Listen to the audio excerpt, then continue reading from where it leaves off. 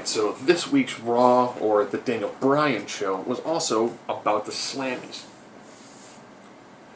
Slammys, for the most part, decent idea for a award show. I'm not going to talk about the dozen or some that they had for the pre-show. But they begin with Daniel Bryan and Fandango. Decent match, nice match, worked pretty well. I think my camera's going to keep on sliding back, not the stand's broke. Nice match, decent match. Daniel Bryan wins, of course, ends with the Wyatts doing another awesome promo. When it comes to TLC, this is probably the most intriguing feud. Sad as that sounds. When you've got a title unification match, the most interesting thing is what's going to happen with the Wyatt family and Daniel Bryan. You know, I do picture Daniel Bryan probably losing this match, being kidnapped by the Wyatts, and hopefully actually joining the Wyatts. My camera's constantly sliding down. I will adjust it like that this time. See if that holds. The New Age Outlaws gave an award for LOL, and The Rock won, because let's be honest, The Rock did an awesome job when he more or less did his little spiel on Vicky Guerrero. Vicky took the award. No big deal. Pretty much it was that, and they would do, here are your nominees, beat people in the ring, then do your winner. Daniel Bryan did a pretty good job winning Beard, Superstar. He won Beard, Superstar, like fan participation. So he did a pretty good job. He cleaned up beautifully this evening.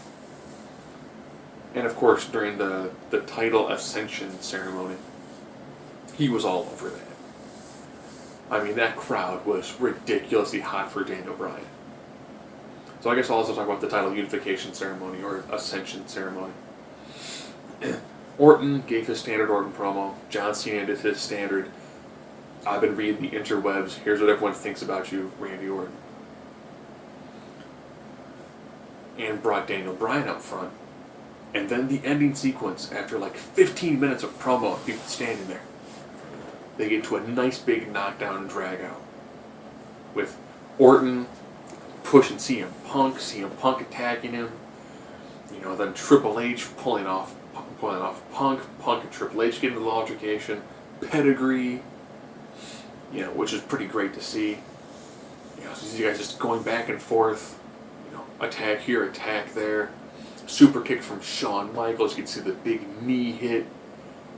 You know, Orton gets knocked into Stephanie. Orton takes a pedigree, and ends with Orton in the corner looking up at Triple H, Stephanie, Kane, and John Cena. So my thoughts for that match. I would love to see somebody else beyond the two participants win this match. I would love to see Daniel Bryan lose to the Wyatts, join the Wyatts. Towards the end of that match, the Wyatt family put Orton and Cena through tables, Bray point to the titles, Daniel Bryan run up the ladder and become undisputed champion. Or see Chris Jericho come down, or even see Triple H show up and take the titles, instead of seeing John Cena, 14-time champion John Cena, 2 reigns away from tying Ric Flair, or I think 11-time Randy Orton, 2 runs away from tying Triple H. You know, I'm entirely not intrigued as to the winner of that match, unless it's somebody who is not the 2 participants in the match. The Shield gave the award for Double Cross of the Year, which of course ended up being, you ready? Shawn Michaels. I was hoping it was going to be Mark Henry, because that Mark Henry spot that he did with John Cena was epic. It was. If anything, John Cena should have lost that match to Mark Henry, given Henry even just like a 1-month run, then win the title back. You know, Henry deserved that WWE Championship spot after that moment. But Shawn Michaels got it. Okay, decent.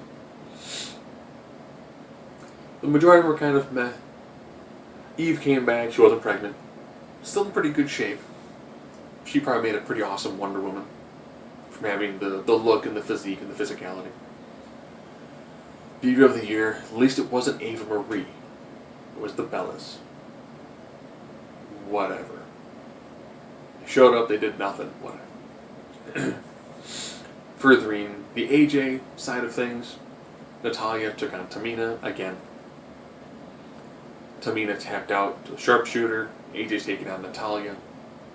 The title on the line. I almost picture AJ winning. I think AJ currently is pretty close to being the longest reigning Divas champion. I think the longest was Maurice, like 170 something. And I think AJ's really close to being the longest reigning Divas champion. Interesting to see her have that little factoid associated with her name. CM Punk took on Dean Ambrose again. They fought last Friday at SmackDown. Dean Ambrose more or less said he didn't need the other members of the Shield. They left towards the end of the match, and then CM Punk got the victory. So when they did the double cross of the year, they heavily foreshadowed a breakup. No, we don't double cross. No, it's never going to happen to the Shield. Yeah, I picture CM Punk probably defeating the Shield. And that being the moment that's going to drive the wedge that's going to break their team up. They did a 8-man tag match where Show and Rey Mysterio, who were a new tag team, because they needed something to do with them and win and out make a tag team, teamed with Road Dust to take on the Real Americans and either Ryaxel or Kurt Beck. With, of course, Ray getting the pinfall. Okay match, no Cesaro swing. Felt like it was a huge letdown, but, whatever. Damien Sandow took on Santino, hit the You're Welcome. I'm really missing his old neck breaker. The old, William Regal style neck breaker. I loved it. Great move. Sure, it was slow, but it had that unique look to it. It was like the old Regal cutter. Great look to it. If you could do just a little bit faster, it would be a perfect move. So, Damien Sandow, Big E. This has the potential of being one of those feuds where you're not expecting a lot from it, but Big E has shown when he's taken on a higher caliber wrestler, he puts in a fantastic match. I think that's going to be one of the dark horse candidates for a really solid match in this pay-per-view. The pre-show as well, being Ziggler and Fandango, has the ability to be a really solid match as well.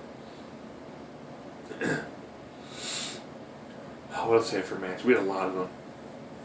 The new and improved Sin Cara, or Hunico, again took on Del Rio, and I pretty much fast forward through the match.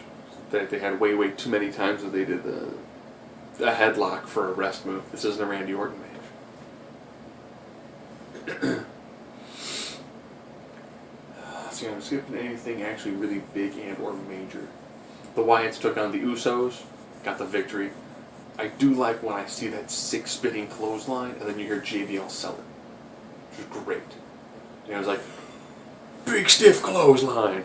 You're gonna sell this clothesline like you're your daddy Rikishi. Just sell it, flip in the air, and land. It's gonna look awesome. Miz took on Kofi Kingston again.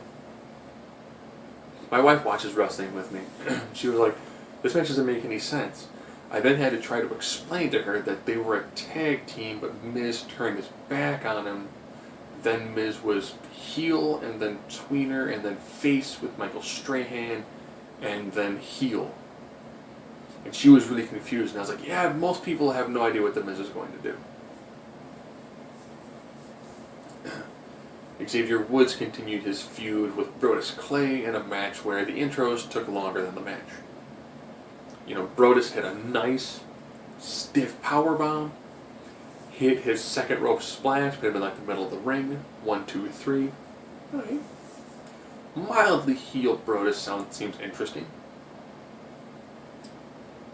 Actually, from a logical standpoint, if they're going to turn Brodus heel, Miz could totally use a bodyguard.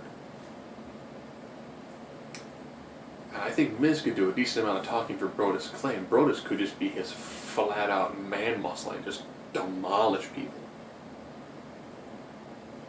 That actually could work. And then Tensai, having nothing else to do, could either, help out Kofi Kingston or potentially join a small amalgamation group where you actually could have R-Truth doing the rapping, Xavier Woods doing some of the dancing with the Funkadactyls, as well as having Sweet Tay in there. Yeah, throw a couple kicks in as well, why not? Be like 4 MB plus 2. Yeah, it would work for superstars and main event matches. So overall, I liked how they did a good job in balancing matches with Slammies. They just didn't really do a lot when it came to actually furthering the majority of storylines, with the exception, of course, of doing the main thing at the end where they talked about both the titles, and, of course, the two 3-on-1 handicap matches.